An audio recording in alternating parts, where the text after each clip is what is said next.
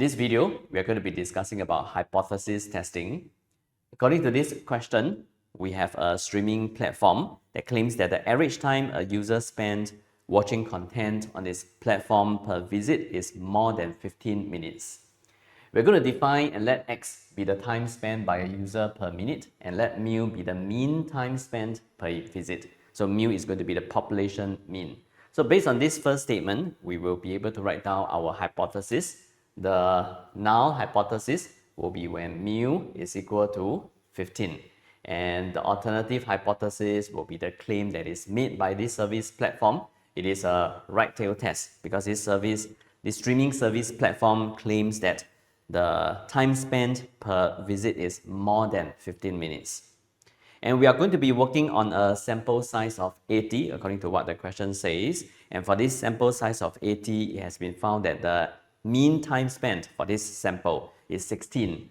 So we are working on a sample size of 80 and x bar, which is the sample mean, is 16.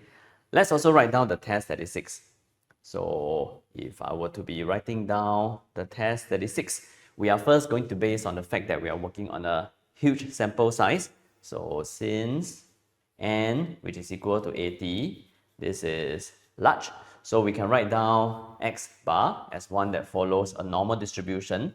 Its mean is going to be the population mean, and its variance, according to the question, the population standard deviation is sigma. So the population variance is going to be sigma square. As for the variance of x bar, it's going to be sigma square divided by the sample size. And this is possible even though we have no knowledge of whether x follows a normal distribution or not. But because n is large, this can be approximated through the central limit theorem.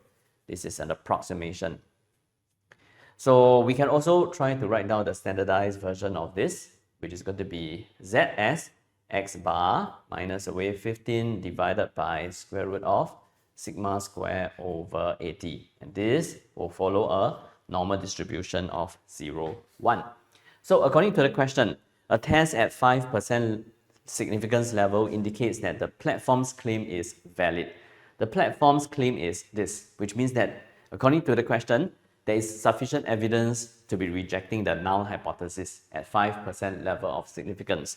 So to reject the null hypothesis, H0, at 5% level of significance, the situation is this. Based on the test 36, if I were to just draw a quick bell curve here to represent it, because it is a right tail test, so the critical region is going to be on the right here.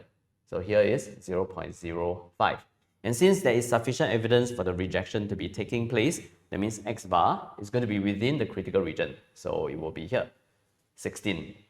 And if I were to look at this, that means the area to the right, or the probability, is going to be less than 0.05. So making use of this fact, we are going to write down the probability that x bar is bigger than 16, which is this area here. It is an area that has to be less than 0.05, since there is sufficient evidence to be rejecting the null hypothesis. And in order for us to bring in sigma, because that is the intention by the question, we are supposed to solve for the range of values of sigma. So I'm going to standardize this probability that z is going to be bigger than 16 minus 15 over square root of sigma square over 80. This is going to be less than 0.05.